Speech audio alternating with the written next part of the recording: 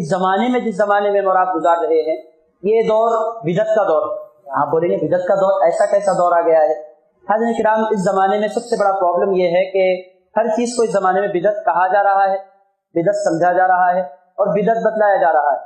بعض ایسے مقررین ہیں کہ ان کی پوری زندگی ہر چیز کو بدعت بولنے میں گزرتی ہے، اچھے سے اچھے کام کو بدعت بول دیتے ہیں اور بغیر سوچے سمجھے دھڑلے سے بول دیتے ہیں اور یہ سمجھتے ہیں کہ ہم بہت بڑا کام کر رہے ہیں۔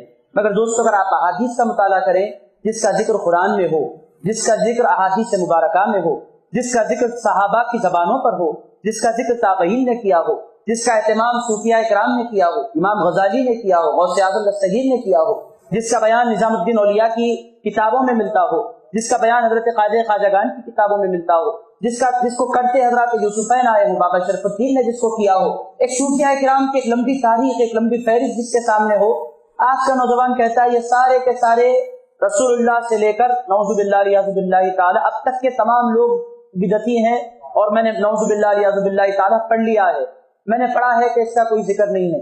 اب آپ مجھے بتائیں یہ پوری تاریخ غلط ہوگی یہ آج کا کم پڑھا لکھا نوجوان؟ اب میں اتنا عرض کروں گا کہ آپ سے میری کوئی دشمنی نہیں ہے، اور میرے عزیز دوستو، میں جب بھی تقریر کرتا ہوں تقریر کا مقصد کسی کا دل توڑنا نعوذ باللہ ریاض باللہ تعالی نہیں ہوتا۔ صوفیاء کرام کا منہج آپ دیکھ رہے ہیں، میرے سر پر ہرا امامہ ہے، اس امامے کا مقصد کیا ہے؟ یہ امامہ بتلاتا ہے کہ ہم توڑنے والے نہیں ہیں، ہم جوڑنے والے ہیں۔ اولیاء کرام سے جتنے لوگ وابستہ ہیں، کبھی یہ مار دھاڑ کی بات، لڑائی جھگڑوں کی بات ہم نے کافروں سے نہیں کی تو پھر اپنے میاں بھائیوں سے اور مسلمان بھائیوں سے ہم کیسے کر سکتے ہیں؟ حیدرآبادی زبان میں نیم بھائیوں سے ہم کیسے کر سکتے ہیں؟ ہم نہ کسی کو مارنا چاہتے ہیں، نہ مار سکتے ہیں، نہ ہمارا وہ مقصود ہے۔ بات عرض یہ کرنا ہے کہ اگر آپ کو کوئی بات پتہ نہیں ہے، اگر آپ پڑھ نہیں سکتے، اگر آپ کو عربی زبان نہیں آتی ہے، یا پھر آپ کو اہل اللہ کی اور اہل نسبت کی صحبتیں نہیں ملی ہیں، یا پھر احادیث سے آپ کا کوئی رابطہ نہیں ہے، تو خدا را اگر آپ کو نہیں پتا ہے تو کم سے کم جن کو پتا ہے ان کے پاس جائیے، ان کی صحبت میں بیٹھیے، ان کی مجلسوں میں بیٹھیے اور سیکھنے کی کوشش کیجیے۔ جتنے لوگ مناتے آئے ہیں شب برات، نہیں ایسی کوئی بات کیسے ہو سکتی ہے، آپ کیسے کہہ سکتے ہیں کہ نہیں ہو سکتی ہے؟ آپ کو یہ دیکھنا چاہیے کہ رسول پاک علیہ الصلوۃ والسلام نے بھی کہا ہے کہ نہیں ہو سکتی ہے؟ کیا آقا کائنات صلی اللہ تعالیٰ علیہ وآلہ وسلم نے بھی ارشاد فرمایا ہے کہ نہیں ہو سکتی ہے؟ کیا حضور پاک علیہ الصلوۃ والسلام نے کہا ہے کہ شب برات منانا یہ بدعت ہے؟ آپ ایک حدیث لالے میں باندھ لیتا ہوں، واقعی بدعت ہے۔ اگر کہے حضور پاک علیہ الصلوۃ والسلام نے کہیں کہا ہو کہ اس رات جاگنا حرام ہے، ایک حدیث لا لیجیے، پھر جاگنا، آپ کی مسجدوں کو تالے نہیں لگیں گے، ہماری مسجدوں کو بھی تالے لگ جائیں گے۔ کیوں؟ مسجدوں میں جمع ہونا آپ کی میری مرضی سے نہیں ہوا کرتا، مسجدوں میں جمع ہونا مصطفیٰ کی مرضی سے ہوا کرتا ہے۔ ہم جو کچھ کیا کرتے ہیں اپنی مرضی سے۔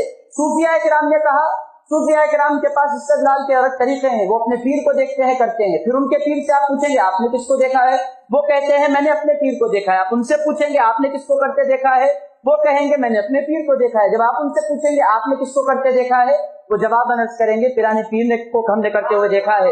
اور ان کے پاس دوسری اتھارٹیز، دوسری چیزوں کی کوئی ضرورت بھی نہیں ہے، بات آ جاتی ہے پیرانے پیر کی، نام آ جاتا ہے پیرانے پیر کا، وہ ان کے لیے کافی ہے، ہمارے لیے بھی کافی ہے۔ مگر جو نوجوانوں کو کنفیوز کیا جا رہا ہے، اب میرے سامنے دو کتابیں آج میں نے رکھی ہیں، یہ کتاب ہے بغداد شریف سے میں نے لکھی، اس کتاب کا نام ہے الغنیہ بطالبی طریق الحق۔ اس کو غنیۃ الطالبین ہماری اردو زبان کے لوگ، دکن کے لوگ اور ہندوستان اور پاکستان کے لوگ اس کو غنیۃ الطالبین کہتے ہیں۔ یہ کتاب کس کی لکھی ہوئی ہے؟ یہ کتاب لکھی ہوئی ہے حضور پیرانے پیر غوث اعظم دستگیر شیخ عبد القادر جیلانی قدس اللہ تعالیٰ سرہ العزیز۔ اب آپ بتائیں، آپ کے لیے میرے لیے تو یہ حوالہ کافی ہے کہ غوث پاک نے یہ باتیں بیان کی، مگر صرف میں غوث پاک پر اکتفا اس بات سے نہیں کر رہا ہوں کہ کچھ کون غوث پاک کی اتھارٹی ہیں، ایسا بھی بولنے والے اس زمانے میں پیدا ہو رہے ہیں۔ اب غوث پاک کو جو اتھارٹی نہیں مانتا، کس کو اتھارٹی مانے گا؟ آپ مجھے بتائیں۔ غوث پاک کے پاس علم کیسا، ان کے پاس عمل کیسا، ان کے پاس تقویٰ کیسا؟ تمہاری پوری زندگی میں ایک چور نے بھی تمہارے ہاتھ پر توبہ نہیں کی۔